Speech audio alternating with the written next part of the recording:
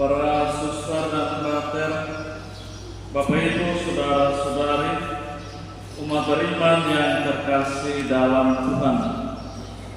Selamat pagi dan selamat hari Minggu untuk semua. Mungkin saja ada umat bertanya, Romo ini siapa dan Romo ini dari mana ini? Maka di awal homili ini saya sedikit menyampaikan. Saya Romo Bernard Brian, PR. Memang selama ini saya bertugas di Paroki Santo Petrus Tukumeno. Saya lihat ada umat Paroki Tukumeno juga bisa di sini. Lalu minggu lalu saya sudah pamit dari Paroki Santo Petrus Tukumeno. Saya mendapat tugas baru yang akan saya jalankan dalam waktu dekat ini. Lalu kemarin saya ada libur 1-2 hari di rumah di Bisikama, dan kemarin saya keluar dan saya menginap di Pastoral Katedral. Dan Romo Deken menugaskan saya untuk menggantikan dia misa kedua pada hari ini. Baik, Bapak Ibu, saudara-saudari, umat beriman yang terkasih dalam Tuhan.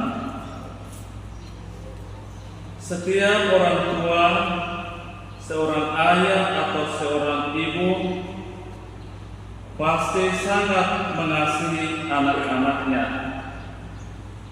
Sebagai orang tua, bapak dan mama pasti menghendaki supaya anak-anak hidup baik, anak-anak hidup sehat, anak-anak hidup sukses, dan mempunyai masa depan yang baik atau masa depan yang cerah. Ketika anak-anak sehat, sukses dan mempunyai masa depan yang cerah, orang tua, bapak dan mama tentu merasa bahagia dan mereka merasa bersukacita. Sebaliknya, jikalau anak-anak sakit dan menderita dan tidak mempunyai masa depan yang lebih baik, tentu orang tua merasa gelisah, orang tua merasa cemas, bahkan orang tua merasa sedih atas kehidupan anak-anak dan berjuang mencari jalan agar anak-anak segera sembuh, pulih dari keadaannya, pulih dari penyakit dan penderitaannya. Orang tua seringkali mengharapkan mempunyai impian tersendiri bagi anak-anak. Namun seringkali juga impian itu tidak menjadi nyata. Tetapi orang tua yang baik, papa mama yang baik, selalu memimpikan, selalu mencita-citakan kehidupan yang baik bagi putra dan putrinya. Kita mendengar di dalam kisah Injil hari ini yang menurut saya kisah yang cukup menarik. Yairus, seorang kepala rumah ibadah, seorang yang terhormat. Daripada masa itu, di kalangan masyarakat Yahudi, yang namanya kepala rumah ibadah itu di dalam agama itu satu jabatan yang penting dan satu jabatan kehormatan. Dan Yairus itu juga sebagai kepala rumah ibadah, dia seorang yang kaya. Dan rumah ibadah orang Yahudi pada masa itu dan sampai sekarang disebut juga dengan sinagoga. Jadi sinagoga itu lebih kecil. Ada bait Allah yang lebih besar sebagaimana kita ketahui, tetapi juga sinagoga, rumah ibadat yang ukurannya lebih kecil. Sinagoga itu muncul pada saat umat Israel berada di tempat pembuangan. Sebagaimana kita ketahui bahwa orang Israel itu pada saat di tempat pembuangan, di tempat penderitaan, mereka tidak mau kehilangan iman. Apapun terjadi bagi mereka, iman itu yang paling utama dan pertama. Maka di dalam keadaan yang sukar, karena mereka tidak bisa beribadah di bait suci, bait Allah di Yerusalem, maka mereka membuat rumah ibadat yang kecil yang dinamakan sinagoga itu, supaya mereka berada di tempat perantauan, mereka tetap berdoa kepada Tuhan karena tidak mau kehilangan iman. Dan saya kira cara seperti ini juga penting bagi kita umat beriman Katolik, di mana saja kita berada dan dalam keadaan sulit apapun, kita tidak pernah kehilangan iman. Dan sinagoga ada kepalanya dan ada juga anggota-anggotanya. Mereka mengatur peribadatan dan pertemuan di dalam rumah ibadat. Yairus telah mendengar tentang karya-karya keselamatan yang Tuhan Yesus lakukan, telah mendengar bermacam-macam tanda heran atau mukjizat yang dikerjakan Yesus, seperti pengusiran roh jahat, menyembuhkan orang sakit, pergandaan roti, membangkitkan orang mati, dan sebagainya. Dan Yairus sungguh percaya pada Yesus sebagai sumber keselamatan dan kebahagiaan. Maka ketika anaknya sakit, ia segera menemui Yesus, tersungkur di depannya dan memohon agar Yesus segera menyembuhkan anaknya yang sedang sakit berat. Tuhan Yesus tidak menunda permintaan Yairus. Ia bersiap-siap ke rumah Yairus, dan ketika ia sedang bersiap, ada berita bahwa anak itu sudah meninggal. Dan bagi orang tua Yairus, seorang ayah, pasti dia merasa sangat terpukul. Dia merasa shock dengan berita bahwa anaknya sudah meninggal. Bagi seorang ayah dan seorang ibu, ketika mendengar berita seperti ini, pasti dia merasa batinnya terguncang dan dia merasa sangat rapuh. Tetapi Tuhan Yesus memberikan penguatan dan penghiburan kepadanya. Jangan takut, percaya saja.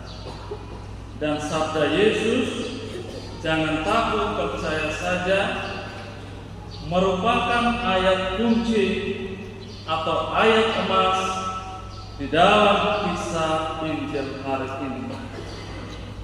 Jangan takut, percaya saja merupakan ayat yang sangat penting.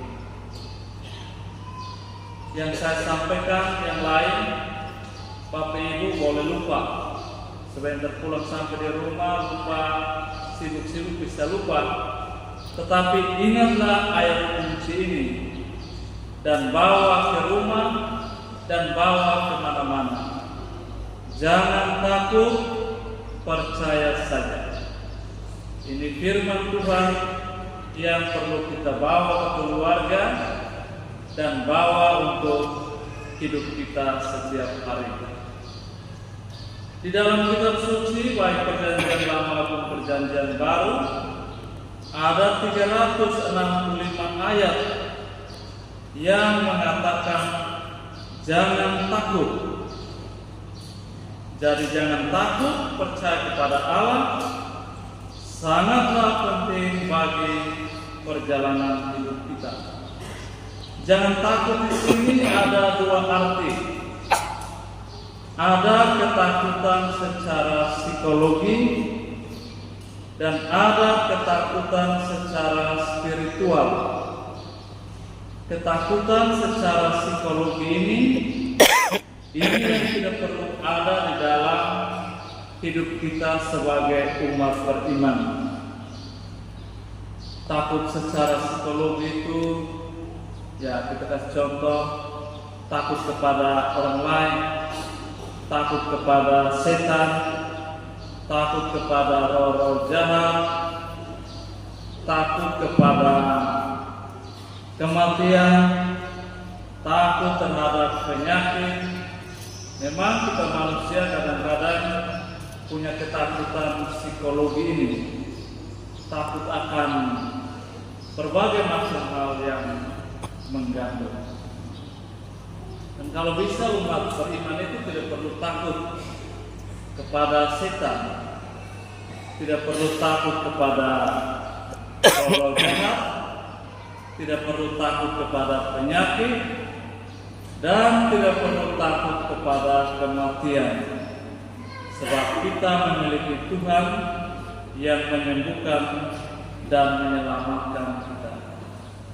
Kalau takut secara spiritual, itu mesti kita takut kepada Tuhan. Boleh takut, boleh tidak takut kepada siapapun di dunia ini, tetapi takutlah kepada Tuhan dan bersedia dengan rela dan sukacita menjalankan perintah-perintahnya dan menjalankan firman-Nya di dalam hidup kita setiap hari.